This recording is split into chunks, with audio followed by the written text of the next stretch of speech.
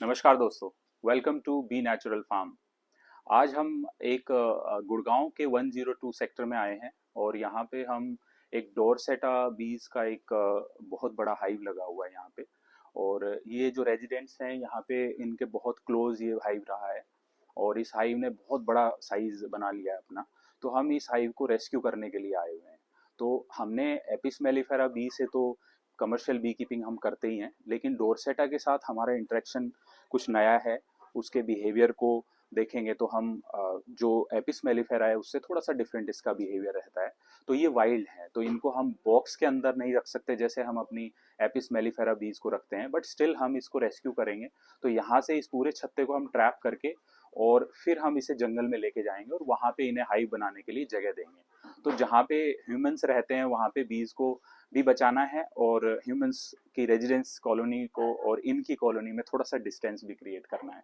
तो हम बीज को बचाने का हमारा मेन एम है यहाँ पे डोरसेटा बीज को।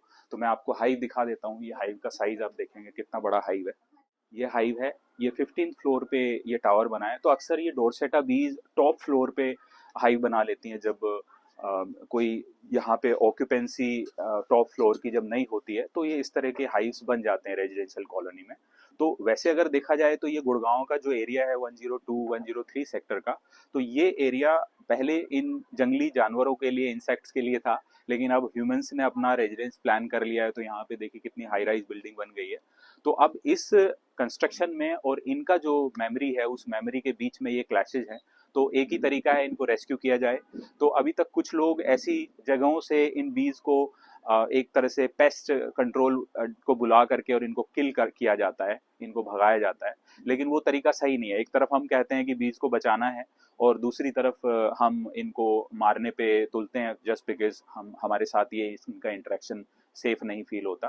तो इनका एक सॉल्यूशन यही है, इंडिया के अंदर बीज को रेस्क्यू किया जा सकता है जैसे आप किसी एनिमल को और एक जंगली जानवर को रेस्क्यू करते हैं। तो ये रेस्क्यू ऑपरेशन कैसे होगा हम इसकी इन डिटेल एक और वीडियो बनाएंगे जहाँ पे क्या कुछ इक्विपमेंट लगे हैं।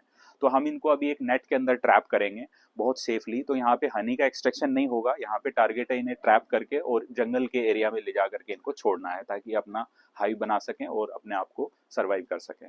और हम चाहते हैं कि कोई भी यहाँ पे किलिंग नहीं होगी पूरी तरह से। हम कोई इवन हम स्मोक भी नहीं इस्तेमाल कर रहे हैं क्योंकि इनको किसी तरह का डिस्टर्बेंस नहीं हो।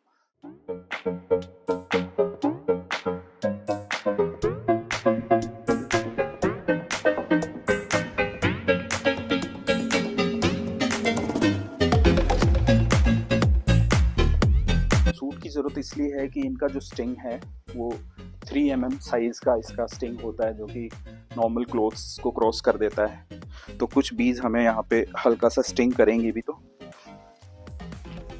उसकी प्रोटेक्शन के लिए